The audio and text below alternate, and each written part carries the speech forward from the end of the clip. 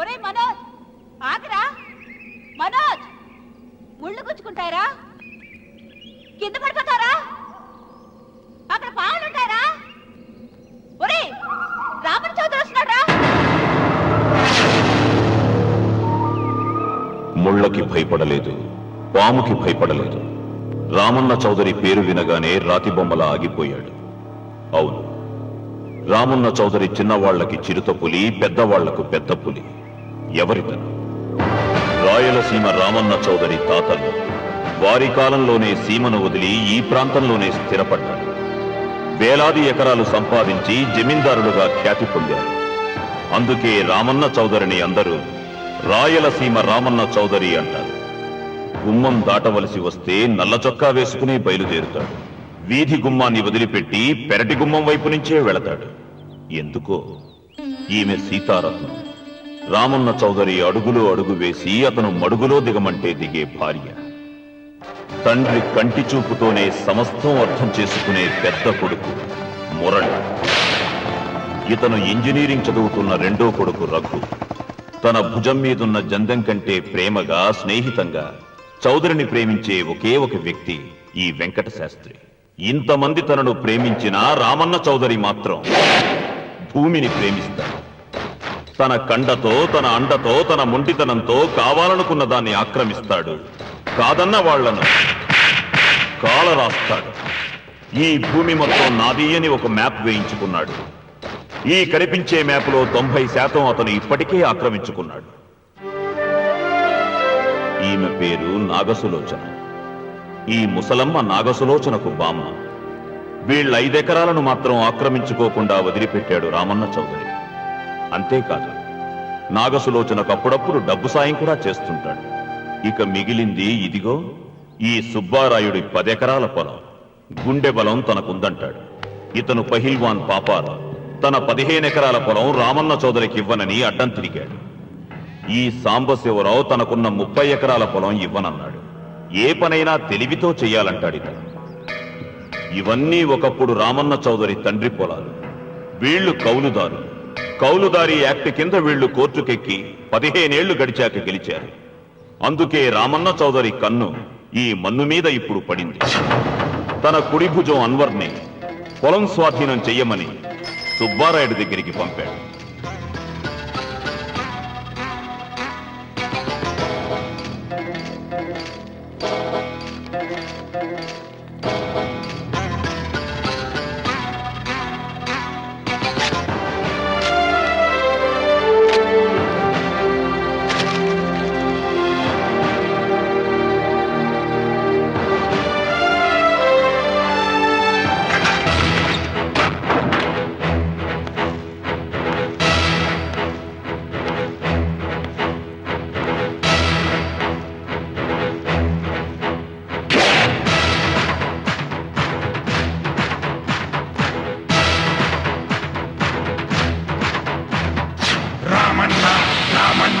రాయలసీమ రామన్న చౌదరి.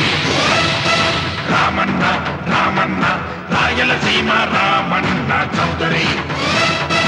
అదిగో అతడే అడుగులు వేస్తే అరరే భూకంపం. ఏ భగ భగ భగమండే నిప్పుల కొండకు అతడే ప్రతిరూపం. సూర్యుడు రెండుగా పగిలాడా, తన కన్నులుగా మిగిలాడా. జీవితమే ఒక యుద్ధం అయితే అతడెప్పుడు సంసిద్ధం. యుద్ధం అతడే, గెలుపు అతడే, సర్వం సకలం సమస్తం అతడే. రామన్న రామన్న రాయలసీమ రామన్న చౌదరి. రామన్న రామన్న రాయలసీమ రామన్న చౌదరి.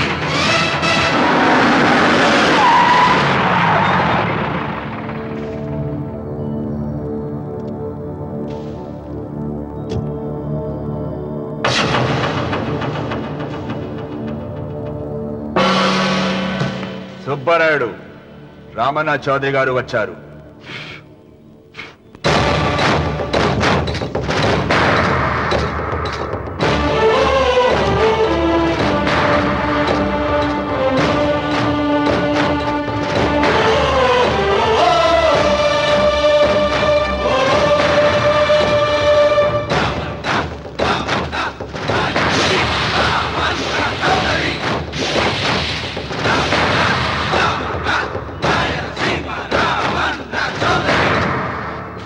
నిన్న కబరు తెచ్చాను కదా, ఇవాళ కవరు దస్తావేజు తెచ్చాను. వచ్చి సంతకం పెట్టు.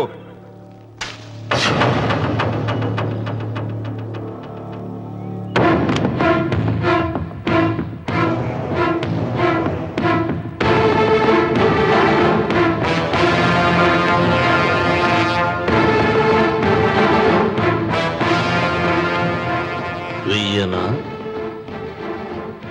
తిప్పను? హే సుబ్బారాయుడు, కొండ చిల్వ నోటులు కంఠం పడుతున్నావు, చేస్తావు. ఆకు తిప్పక ముందే సంతకం పెట్టాయి. అయినా ఆకు తిప్పతే ఏమవుతుంది నీకు తెలుసు కదా. అంత చావదచ్చినోడిని ఏం కాదులే, నా వెనకమాల బలగం ఉంది. ఏం చేసుకుంటాడో చేసుకోమను.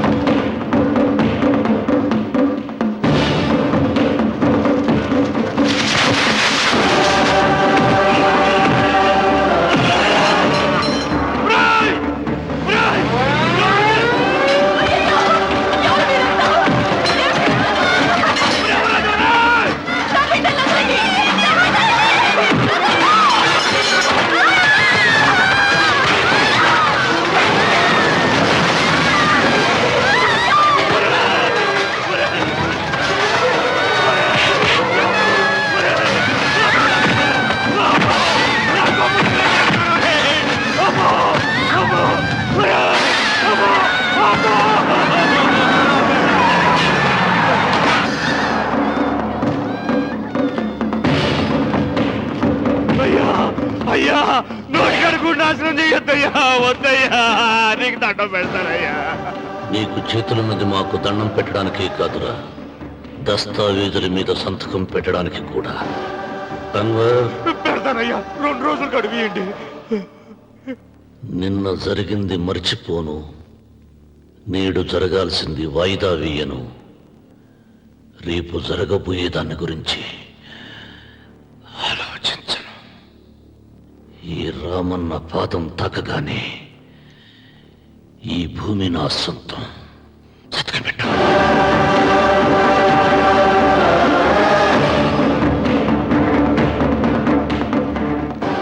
ఏయ్, బలవంతుడు ఎదురు వచ్చినప్పుడు తల వంచిన వాడు బాగుపడతాడు, ఎదిరించిన వాడు వాగులో పడతాడు. రామన్న చౌదరి.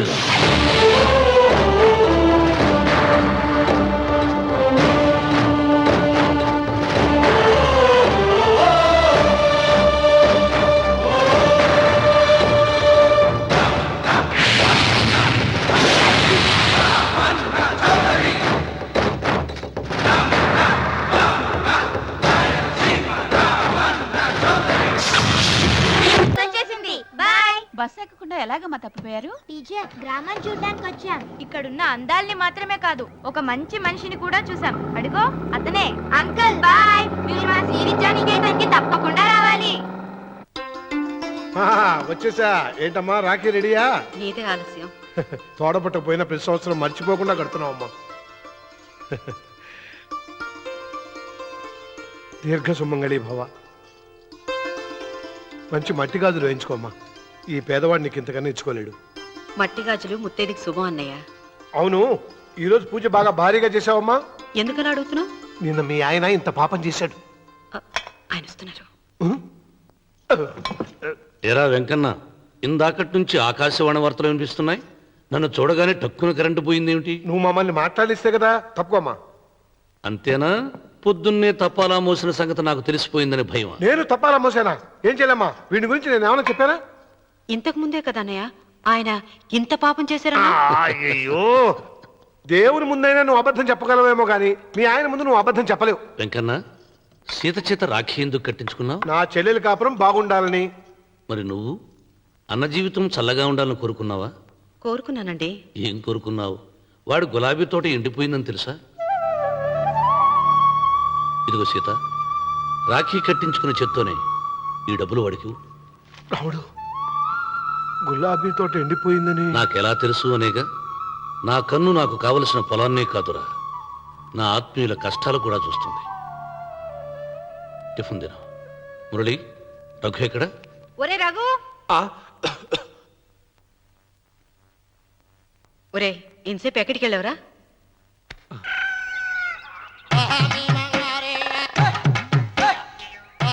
ఏడుకొండలవాడ వెంకటరమణ గోవింద గోవింద. జ్యోతిష్యుడు చెప్పినట్టు గుడికి వెళ్తున్నాను. ఆ పిల్లను చూపించే భారం నీదే తండ్రి. స్వామి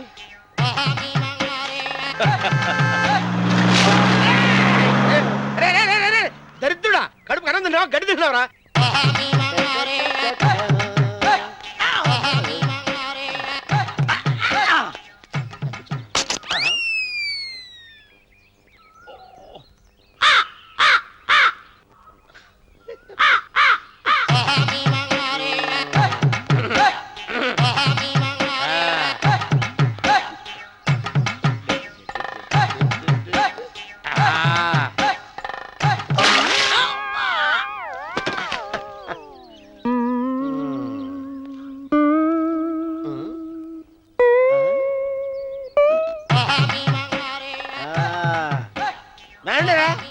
ఇప్పుడు చేసుకుంటారు, ఏవడం చేసుకుంటా చేసుకోండి.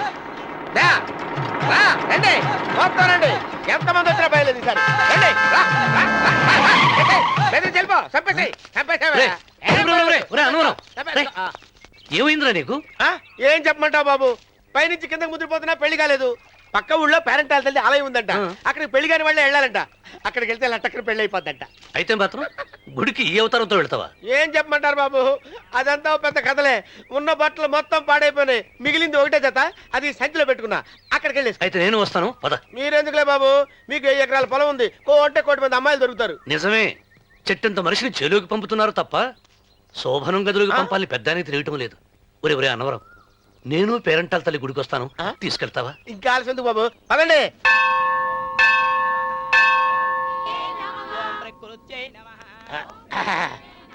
ఒరే ఒరే ఒరే అన్నవరం, గుడిలోకి వెళ్లే ముందు కొలంలో కాళ్ళు కొడుకుని వెళ్ళడం ఆచారం రా. బాలేవాళ్ళ చంద్రబాబు గారు, మనం ఇక్కడికి వచ్చినందుకు కాళ్ళు చేతులు కడుక్కోవడానికే. మీరు కాళ్ళతో కడుక్కోనండి, నేను వెళ్తాను, నేను వెళ్ళిపోతాను బాబు.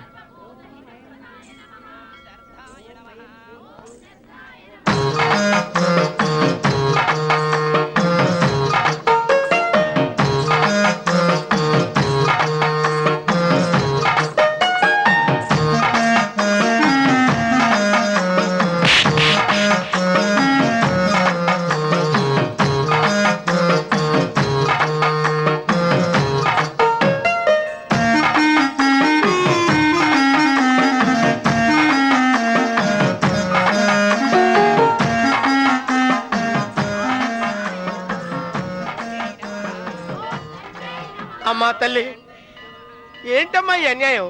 నాకు ఇంతవరకు పెళ్లి కాకపోవటం ఏంటమ్మా? నేనేమన్నా బేదోండా, బిక్కోండా, అడుక్కుతుంటున్నానా? నాకు రాయలసీమ రామన్న చౌదరి గారి పొలం పక్కన 100 ఎకరాల పొలం ఉంది కదమ్మా. నాకు సరైన జోడీ చూడు తల్లి. అమ్మా తల్లి, పోతురాజుపాలెంలో నాకు పెద్ద మేడ ఉంది, డిబ్బి సవర్ల బంగారం ఉంది. అయినా కూడా నా భాష బాగోదని ఎవరు నన్ను మనవాటానికి రావడం లేదమ్మా. మొట్టమొదటిసారి నీ గుడికి వచ్చా, నాకు పెనువిట్టి దొరికేటట్టు చెయ్యి. అలాగ చేస్తే నీ డిప్పిలో 30 రూపాయలు వేస్తా. డెబ్బియా 30? ఈ భాష ఏంటి తల్లి? నీ పేరేంటి? ఎంకమ్మ. ఎంకమ్మ? భగవంతుని ఇంత అందాన్నిచ్చి ఇంత దరిద్రమైన పేరు పెట్టాడేంటి? పేరుదేముంది, వెంకు అని పిలుచుకోవచ్చుగా. అది సరి, నీ పేరేంటి? నా పేరు అన్నవరం. ఏంటి నచ్చలేదా? వాంతొస్తున్నట్టుందా? ఇష్టం లేకపోతే అను అని పిలవచ్చు కదా. నాకు 100 ఎకరాల పొలం ఉంది తెలుసా?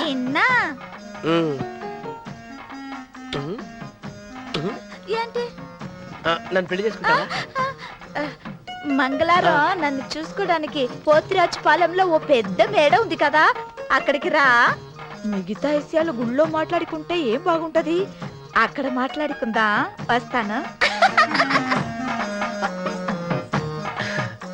డెబ్బి 30